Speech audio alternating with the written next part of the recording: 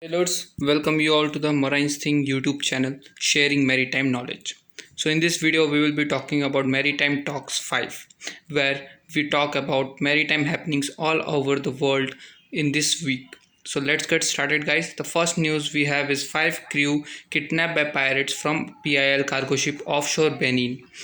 So guys, PIL confirmed that the Singapore registered 27,379 deadweight quota booty had been attacked by pirates in the Gulf of Guinea on 2 July at 23:35 hours local time. The ship owner said that 5 Chinese crew members, including the master, had been kidnapped and presumed kidnapped. According to reports, the vessel was around 150 nautical miles from Cotonou, Benin at the time of the attack. The vessel and remaining 15 crew members on board are safe and healthy, and measures have been put in place to ensure their safety and the well-being of the all on board, PIL said. PIL is currently working with the flag state, local authorities and contacts to establish the whereabouts of the missing master and crew, and it's taking strenuous and urgent steps to ensure their well-being and safe return.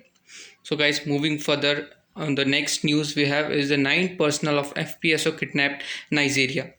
So pirates boarded FPSO Sensei Birds positioned south of Bonis, Nigeria at 3:45 UTC July 2 and reportedly kidnapped 9 personnel, all of Nigerian nationality. All remaining personnel are safe, unharmed. So guys, I have already made a detailed podcast on this news of the kidnap of the 9 FPSO personnel. You can follow me on Instagram and have a look on the podcast where I upload regularly updated maritime news and podcasts. So I will be putting out the link in the description below. Go check it out and follow us on Instagram.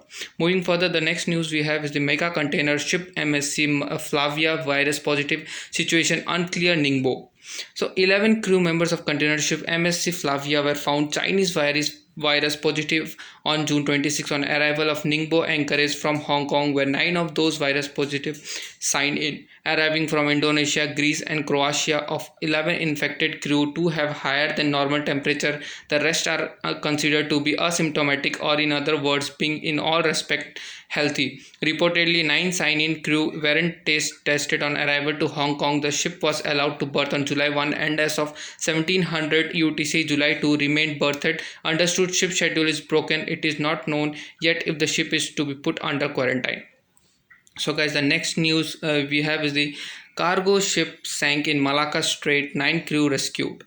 So guys, cargo ship Kamar 1 sank on June 30 in Malacca Strait near Jamur Island, being caught in rough weather. The ship was en route from North Sumatra, Indonesia to Port Klang, Malaysia with cargo of consumer goods. Ship pumps weren't able to control water ingress. The ship sank. Understood in shallow waters partially above water. 9 crew were rescued by fishermen. So the guys, next news we have is Hoe Xiamen declared a total loss after fire in Jackson Valley. I think you already know what is total loss, and so we continue. The car carrier Hoe Xiamen has been declared a total loss following a fire that broke out on board last month in Jacksonville, Florida. Its owner announced Friday. Norway-based Ocean Yield ASA said it expects to receive insurance proceeds in Q3 2020 of about USD 26 million, which is close to the book value of the vessel. Net cash proceeds after repayment of debt related to the vessel will be about $8 million, it said. The Hoe Xiamen is owned by Ocean Yield and was employed on a bareboat contract to Hoe Autoliners. The fire on the Hoe Xiamen broke out shortly after completing loading vehicles at Zexport's Blount Island Marine Terminal on June 4. The fire resulted in an explosion which injured 9 firefighters, including 2 with serious burn injuries. The fire burned for 8 days before it was extinguished. All 21 crew members were uninjured in the fire. As of June 22, 5 of the injured firefighters were still recovering, Jexport said in the statement. As of now, when I am making the video, July 5, all the whoever was there in the crew members, they all are safe and uninjured, guys.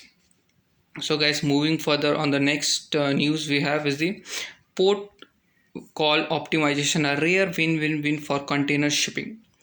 The benefits of slowing ships down and thereby consuming less fuel en route from one port to the next while remaining on schedule have long focused container liners on the need to reduce the time their ships spend in the port.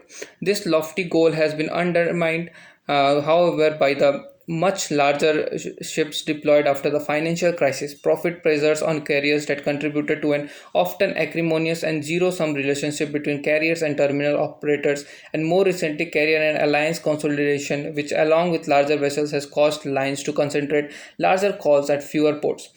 So guys, this port call optimization is a rare win-win-win for container shipping. So guys, the next news we have in this week is Baltic Index posts seventh straight weekly gain on higher demand. The Baltic Exchange main sea freight index rose to register a seventh straight weekly gain on Friday as demand gained streamed across all vessel segments. The Baltic Dry Index, which tracks rates for ships faring dry bulk commodities and reflects rates for Capesize, Panamax and Supramax vessels, rose 71 points or 3.9% to 1,894, climbing to its highest since mid-October 2019 and rising 8.3% for the week. Easing virus-led lockdowns in China have boosted demand for iron ore, helping the index to gain 73.8% so far this year. The Baltic Capesize Index gained 176 points or 4.1% to 4,440. Average daily earnings for Capesize, which typically transport cargoes of 1,70,000 tons to 1,80,000 tons, including iron ore and coal, rose by $1,305 to $32,682. So that's for it today, guys. Thanks for watching and hit the subscribe button and bell button so that you don't miss any video from Marine Thing. Thank you.